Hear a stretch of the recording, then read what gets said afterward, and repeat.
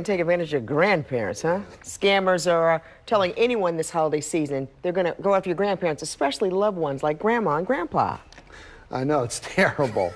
You're very concerned. Hold on. I am. We always report on this story, but people still fall for it. I know, but grandparents. Yeah, this is the third scheme in our 12 Scams at Christmas countdown. And this one, typically somebody calls a senior posing as a grandchild or a family member when they claim they've been in an accident, they've been arrested, they've been put in the hospital, they say they need help, and that help is also financial, and they request money be sent right away. We report on this all the time, and everybody says, oh yeah, I would. You fall for it. The first thing you should do in this situation, verify the emergency.